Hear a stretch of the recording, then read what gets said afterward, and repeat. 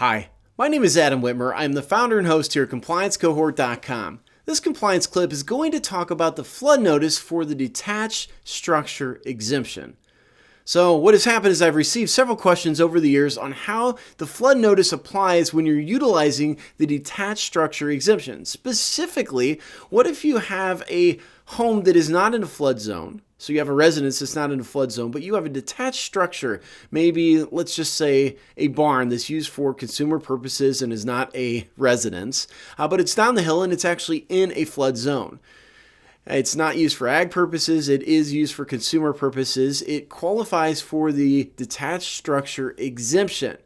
So the question is, since the home is not even collateral, let's say the home's not even collateral, the home's not in a flood zone, but the barn is collateral, so we would generally need flood insurance, but since it's not in a flood zone, or since it's a detached structure, we can use the detached structure exemption. The question becomes, do we still have to give the flood notice? Because we're not requiring and not required by law to require flood insurance. Man, I said that as a mouthful, but I think you understand the situation. So the question boils down to this here. It says, is the flood notice required if we have a detached structure that will qualify for the detached structure exemption?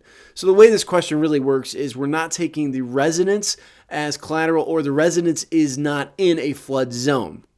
So all that we're worried about is the structure. Just the structure is in a flood zone, this detached structure, meaning we're not getting flood insurance for anything. Do we need to still send the notice? The answer is, thanks for Adam to explain. The answer is absolutely yes.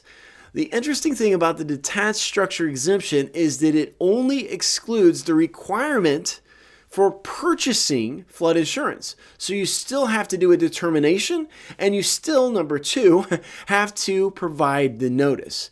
And while that may seem odd, it may seem ridiculous because they don't have to get flood insurance, keep in mind that when these rules changed and permitted this detached structure exemption, they also updated the flood notice. And the flood notice now has language that specifically addresses this. It was updated to address that they may or may not be requiring, a bank may or may not be requiring flood insurance at the time the loan closes. And what the notice now says is, although you may not be required to maintain flood insurance on all structures, you may still wish to do so, and your mortgage lender may still require you to do so to protect the collateral securing the mortgage.